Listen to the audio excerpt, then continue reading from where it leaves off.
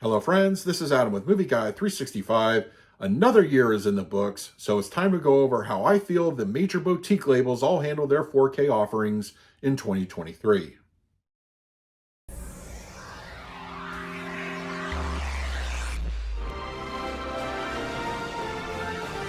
In my last video, I went over how the major studios handle their 4K outputs for 2023, so now it's the boutique label's turn.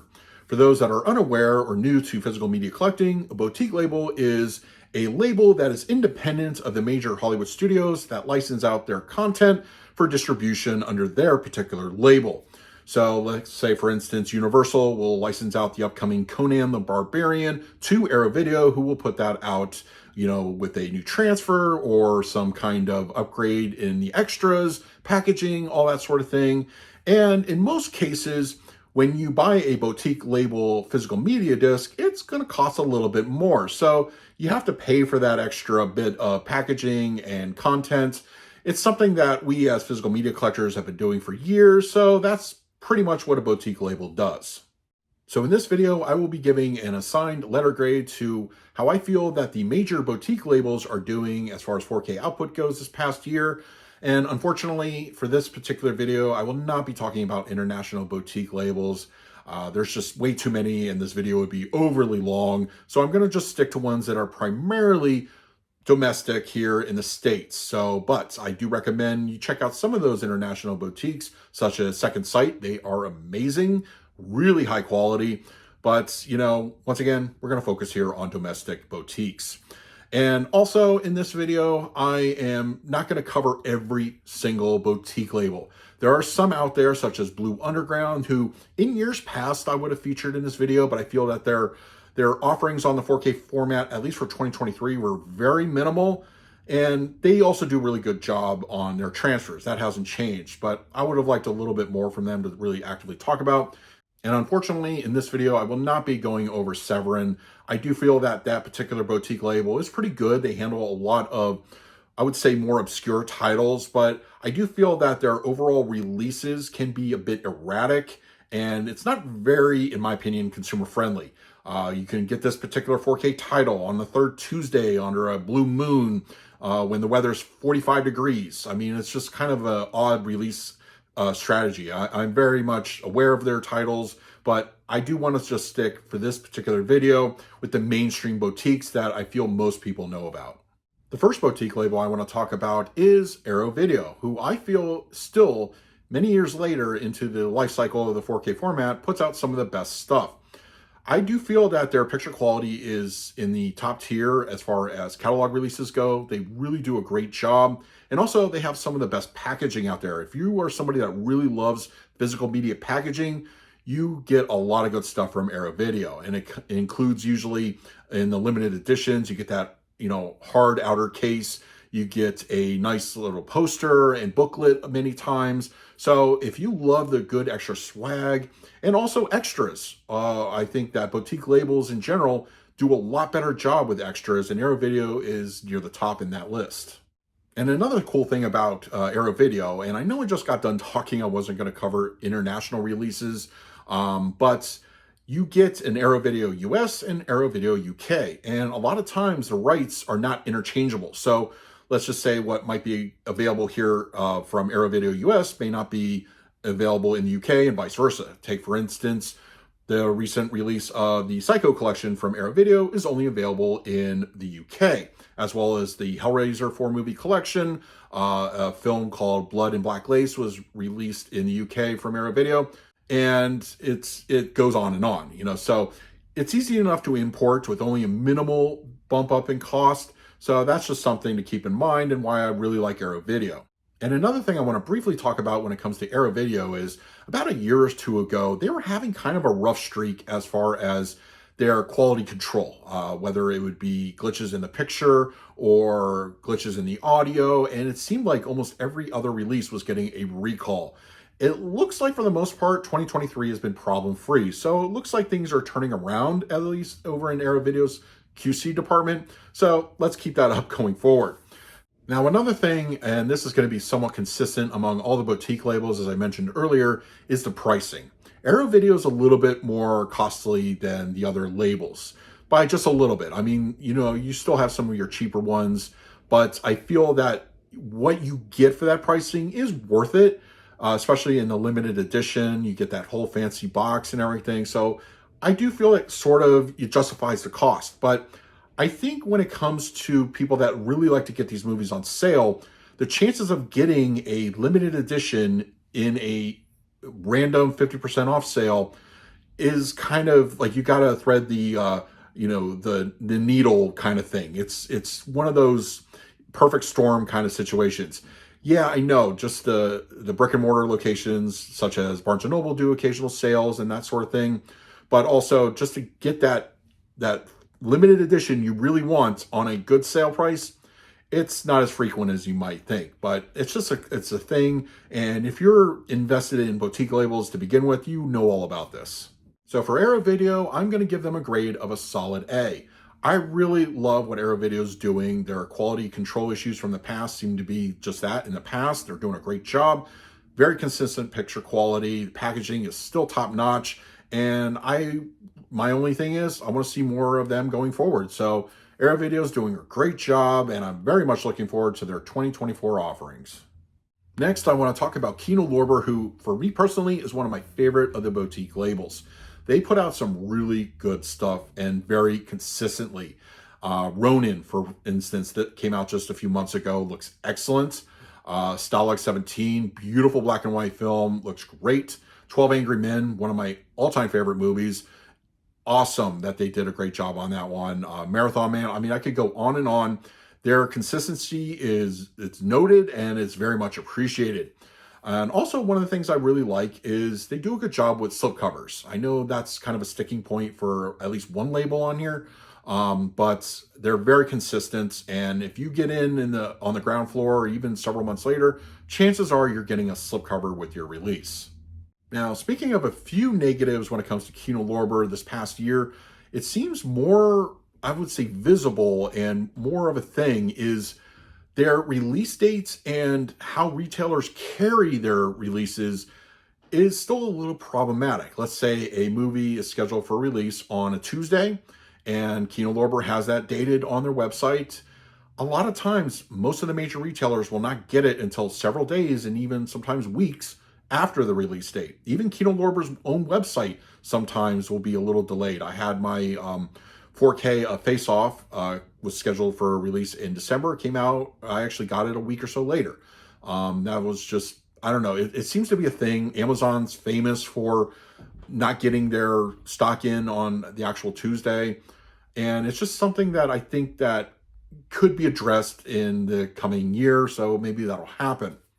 And another issue that is a little bit more problematic, at least for me personally, and I know a lot of people out there would have the same problem, is Kino Lorber likes to implement Dolby Vision on their discs, which I love Dolby Vision. I'm a big fan of it. But for some reason, and this primarily affects Kino Lorber discs on certain Panasonic players, when you watch Dolby Vision, you get a weird brightness shift when scenes change. And it's very noticeable, more often than not. There's a couple movies out there that has happened that doesn't look as noticeable, but let's talk, for instance, about Face Off. That was extremely noticeable. It was very irritating. When I played it back on my Panasonic player for my 4K review, it looked really bad. But playing it on my main OPPO player, it was fine. It affects certain players. I don't even know if Kino Lorber is really necessarily aware of the problem or if there's anything they can do about it. But it is something that it does affect a lot of people that own Dolby Vision players that have that problem. So I don't know what they can do about it going forward. It's just very interesting. It seems to be only Kino. I think Blue Underground had a similar problem with it in a couple of their titles in the past, but firmware updates have not been able to rectify this. It is something of note, so let me know in the comments if you have this problem as well. So for Kino Lorber's offerings of 2023, I'm going to give them a grade of an A-. I really love their consistency. They seem to be releasing new 4K discs every month, and I really like what they do. I just wish that they would kind of maybe tighten up their release schedule. For whatever reason, it seems to be kind of off. And also look into correcting the Dolby Vision problems on the Panasonics and other players that are affected. If that turns around, I think Kino will definitely get a higher grade next year.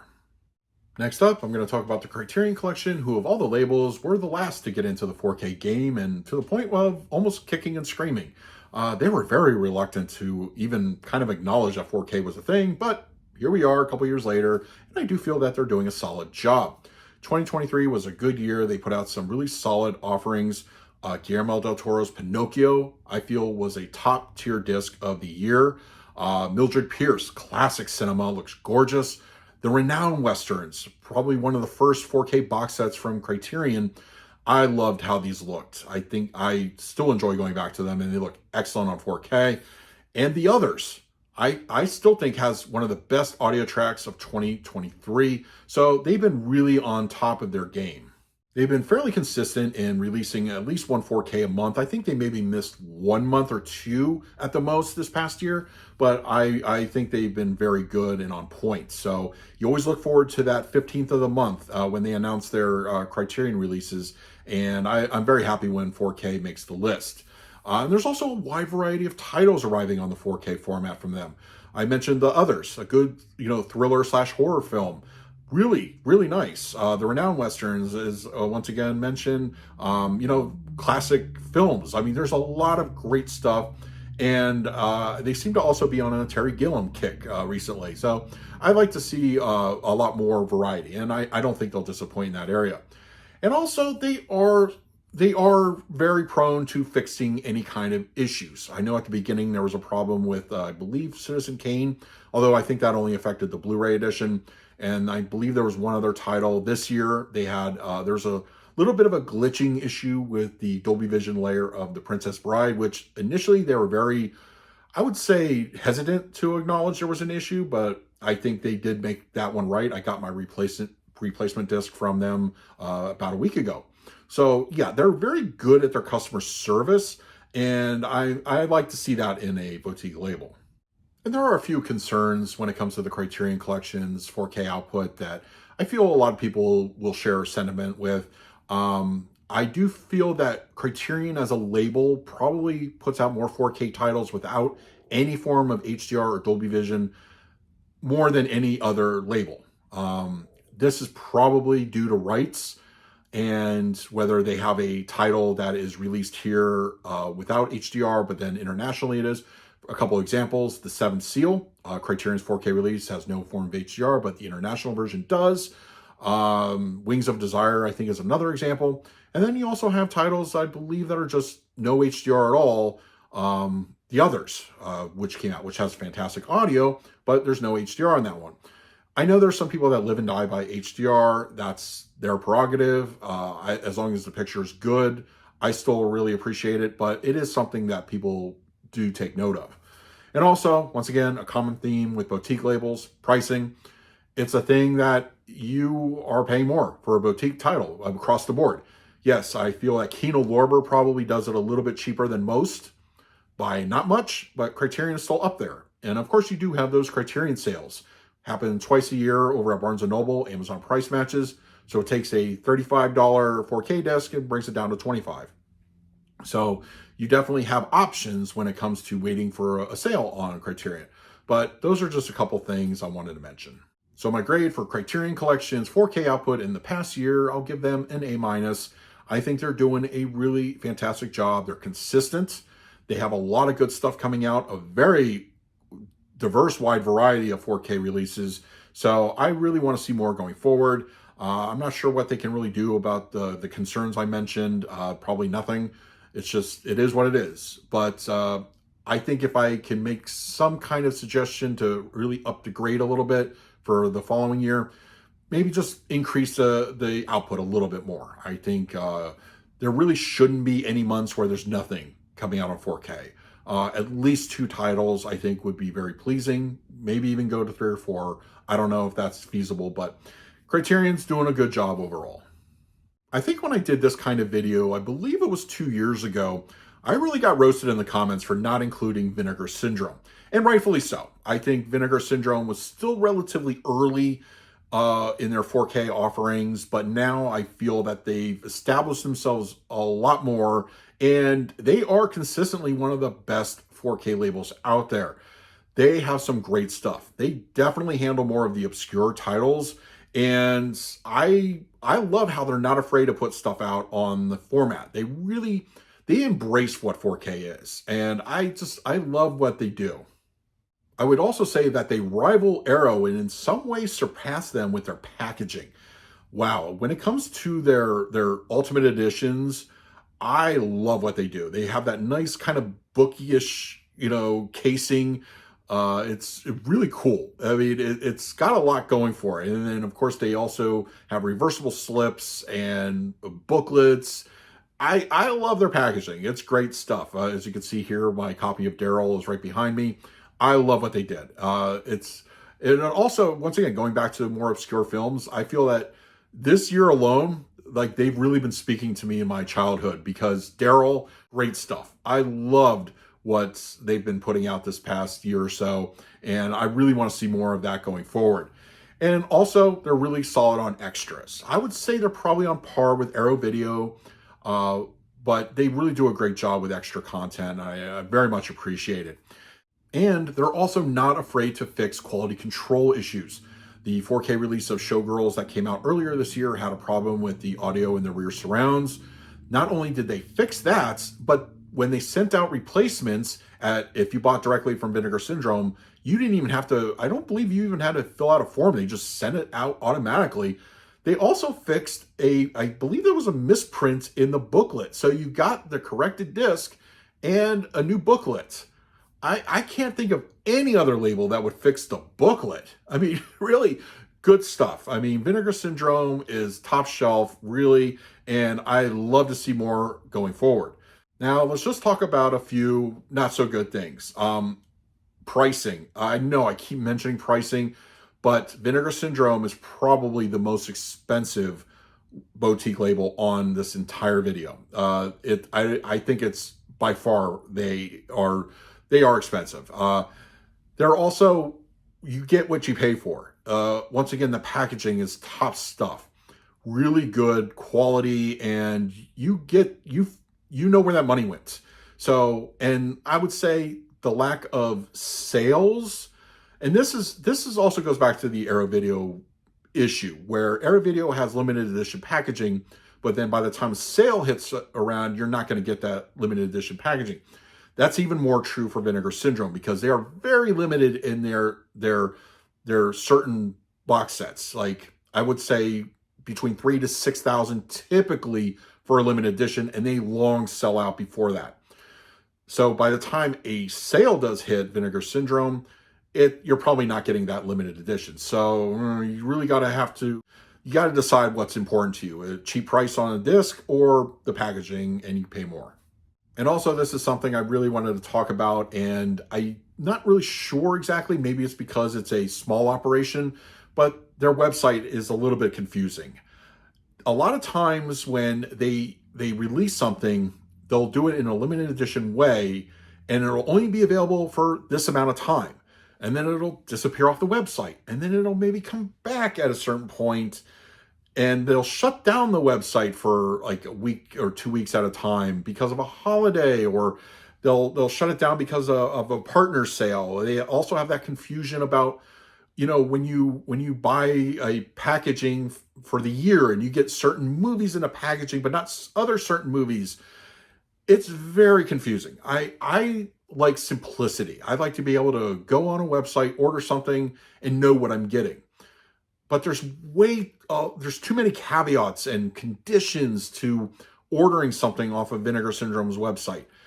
And also the fact that when something appears on Vinegar Syndrome, it'll come to wide release a month later, but never as a limited edition packaging. I understand exclusivity and all that kind of thing, but you get, when, let's say something is available on Vinegar Syndrome's website as a limited edition, the standard release will get a wide release about 2 or so months later, and then it appears on Amazon and other online retailers.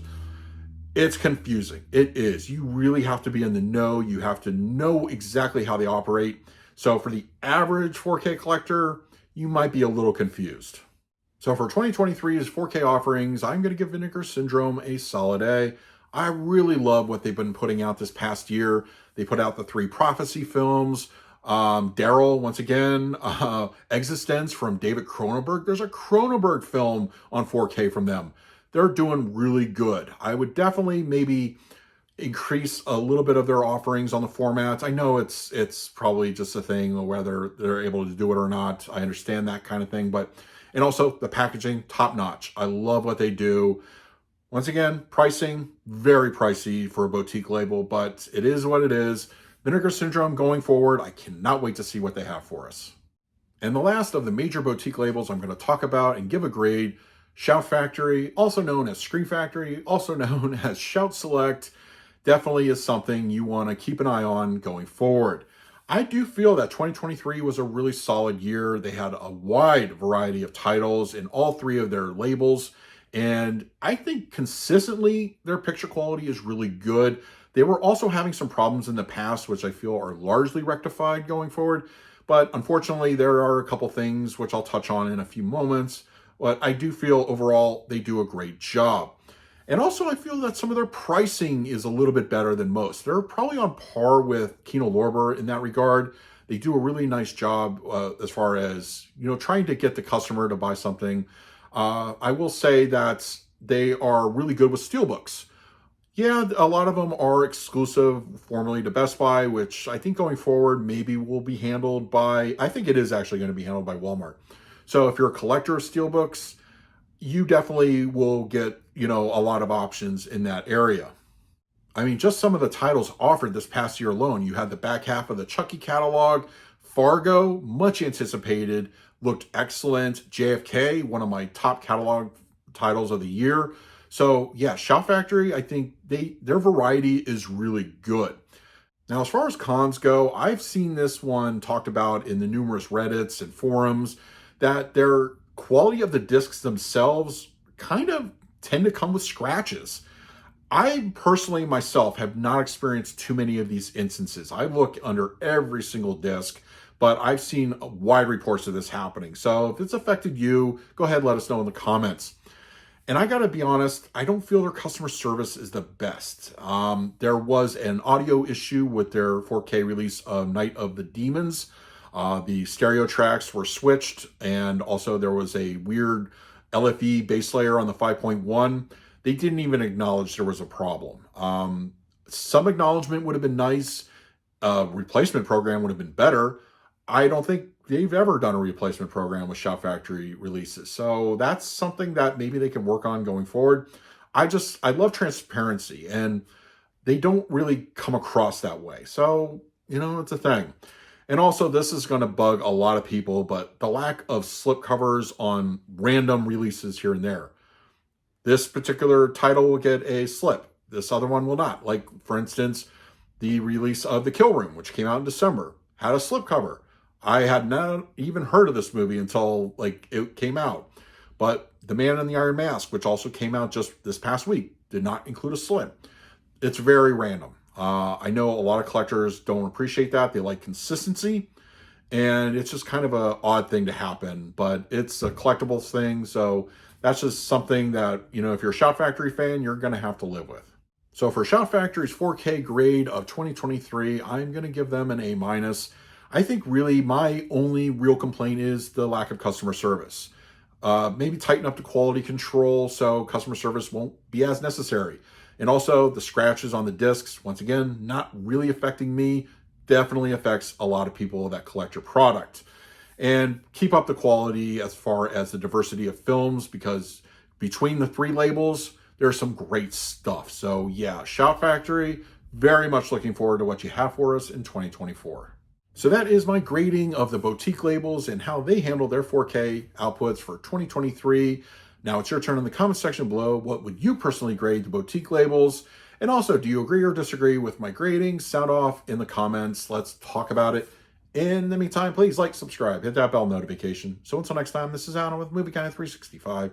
I will see you at the movies.